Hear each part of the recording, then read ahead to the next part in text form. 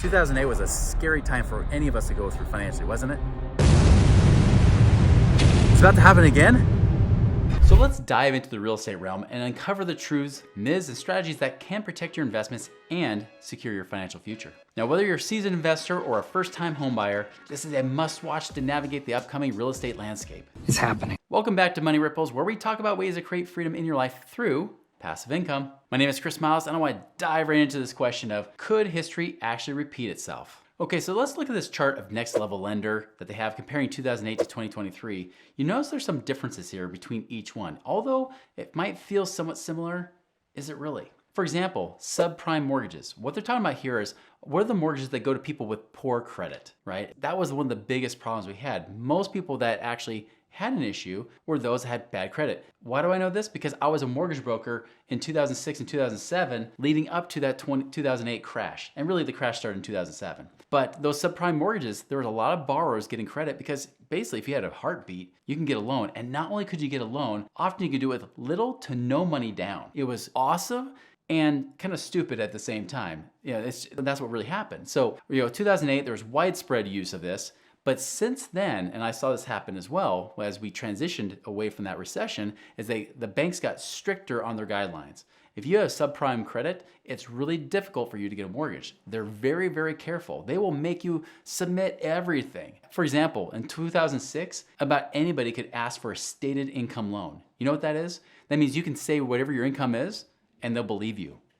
So, like now, imagine if we had stated income loans now where you could say, no, I make $20,000 a month. Oh, well, good. Well, then you can afford this $1 million house. Congratulations, right? Imagine if that were the case. That's not the case, right? You can't just say that when you make 5,000 in reality. That's not happening anymore. So they've gotten a lot more strict on their lending guidelines. So that's number one, is that lending guidelines are not the same, driving up appreciation, which leads to the next point, home price appreciation. Because in 2008, there was easy access to credit up until really 2007. Because there's easy speculation, there's easy access to liquidity and credit, you could buy a mortgage. That drove up prices and it became unsustainable. On this side though, because what we've seen are two different factors. One, lenders aren't being strict, and two, the interest rates are rising fast. So as a result of those rates rising, less and less people are able to qualify for those homes, which makes it more difficult to be able to sell it, which really actually suppresses prices. It keeps them down more because people say, I can't afford that. The banks won't let me get it. Now, if the bank said, hey, the gloves are off, get whatever you want, different story. That would crash the real estate market as a result after it inflates it, but it's not doing that right now. And then the third point talks about housing supply. One of the biggest problems we had pre-2008 was they were massively building over and over and over. There's building speculation happening all over the place. So much building that we created what's called an oversupply. There was too many houses available and too few people to want to buy them. So as a result, they overbuilt. And as a result, prices came crashing down because there's too many houses, too much supply, not enough people to buy them. So people were dropping their prices so that somebody would want to buy that property. That's not happening today. You'll see here, it's much tighter because now there's less housing supply. In fact, they're gonna have to keep building and building and building to try to catch up to that demand, because after the last recession, they stopped building as much. And it's been trying to catch up ever since. This is why prices have gotten more expensive for you. This is why you're competing with different offers from people, because what's been happening is that there's not enough homes for people that need them, especially with the amount of population that's here today. We need more housing. So here's the main crux of this message here, right? Is that 2008 and 2023 are two different markets when it comes to real estate and housing. Are there some dangers coming up? Yes, there are, but they are not the same thing. Therefore, a housing crash, not as likely, even though I think there could be some things that could happen nationwide. For example, if you talk about Tampa, you talk about California, everybody moved to Phoenix, those hot markets that everybody was talking about, everybody was moving to, a lot of people moving to Texas, some of those markets will actually see some depreciation. And by the way, guess what? They already have. But the places that haven't seen depreciation are the ones that the news doesn't talk about. Or that's what I'm gonna talk about right now. Okay, so 2024, what should we expect? Because if we know what to expect, we'll know where to invest. So in 2024, here's what's gonna happen. The truth is, I really don't know fully what's gonna happen, nor does anybody else, right? We're all just guessing the best that we can. But I can see where the pattern's going. One thing we know about is number one, interest rates are still supposed to go up, but then stay up, right? So they're not coming back down anytime soon. Now, the feds have been known to lie. They've pretty much lied to us every single time. Remember when they used to tell us that inflation was only temporary? Remember that one? Pfft, bull. We all saw through it, right? But they're talking about keeping interest rates up for a long period of time. That creates stress. So that means number 2 is that I also expect that money supply is going to go down. It's going to be harder for people to get money. Less bank loans. There's going to be less people approved to get bank loans. There's going to be less money in circulation. When that happens, that's when you start to enter what I say is number 3, which is a recession, or possibly worse, could even be a depression. Now, there's a lot of other factors that are going to happen here, but here's where it leads me to where you should and where you should not be investing right now. So let's start with where you don't invest, right? Number 1, if there's all these interest rate issues where they keep them elevated for a while. Also, one thing I didn't even address in the last little point here is that government debt has gone up $3 trillion just in the last year. $3 trillion, that's a 10% increase. And the interest rates that they pay, like your credit cards, are higher. So what does that mean? That means it's more expensive. They gotta do one of 2 things. Either they raise taxes, or number 2, they gotta find ways to maybe tax more to companies, or they're gonna try to find a way to essentially crash everything, is what's gonna happen. Things are gonna have to start crashing. So what does that mean? That affects, 1, if you're invested in stocks, because interest rates keep rising. So if companies have to pay higher interest rates, they also lose profits, they lose money.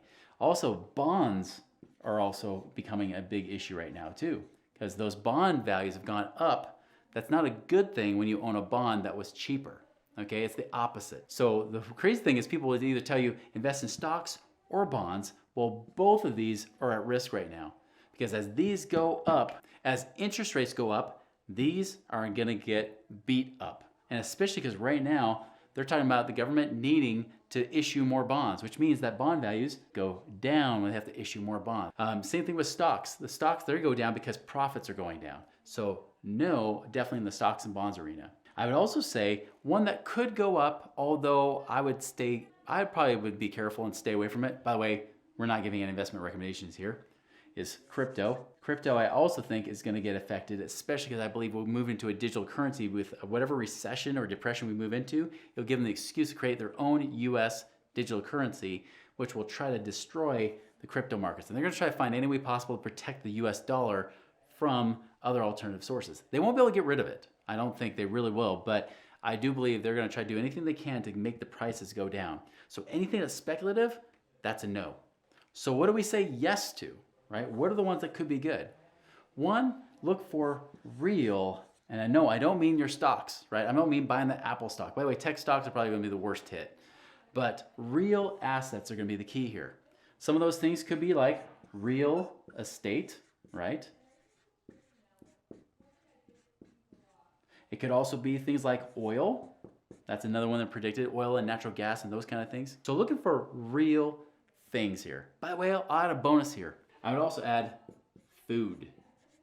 One of the coolest things you do, people are always worried about inflation. Well, food goes up every year.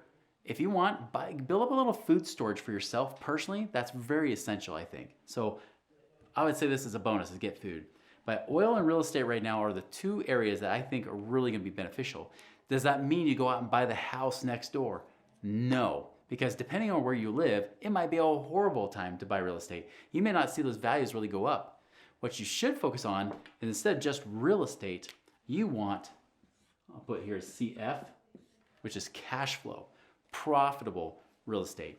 That could be many, many different forms. For example, you could buy a rental, but I would look at rentals more in the Midwest or the Southeast of the United States, not like in the Western half of the United States where things are already overpriced, in my opinion. So I look for places out there where it's cheaper, but the rents are still decent. So you get a higher profit. You make more money on the month-to-month rents. I don't care about appreciation, because the truth is, I don't know if real estate will appreciate a whole lot in the next few years anyways. Even with this going on, if you're just buying properties to help build up that value, hope you can sell it for a much higher price, I wouldn't count on that the next few years. But you can get paid well when it cash flows. So look for things like that. I'll also mention too that, if you're a lender, you can actually lend money like you're the bank to other real estate investors when they're working on their projects. Could be a fix and flip scenario. You might be able to make some money that way by lending them the money, letting them do the work. You get paid contractual interest just like you're the bank. You might be able to set those interest rates at 8, 10, 15% or more even, just by lending that money out to them, letting them use it to make more money for themselves. It creates a win-win scenario. Because as bank money is getting more expensive with these higher interest rates,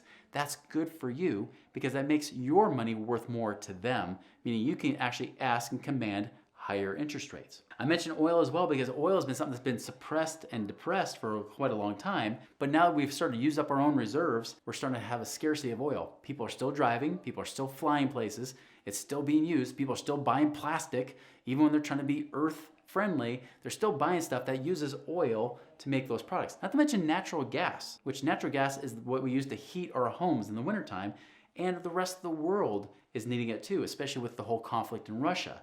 So oil and natural gas is another way to do it.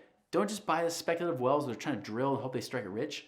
You can actually get into projects where they already have found the oil. You just have to be there to be able to help buy the land and then rent it to the oil companies to make more money off of that. So it's like a real estate deal combined with oil. That could be a great strategy to make. I'll also say this, on the real estate side, it's very possible that apartments have been hit hard, financially speaking. There's a lot of stress coming in that market. Could be a great opportunity to buy in, if not 2024, by 2025, buying apartments and buying self-storage units that can help you make more money to the point where you don't worry about what's going on in this stupid stock market and crypto and everything else, where it's just gambling anyways, you have no control. You can buy real assets because real assets in times like these are the safe haven to make sure that your money is protected. So that's how you can get rich. Now, if you want to hear how other people got rich, like guys like Ashton Kutcher, check out this next video.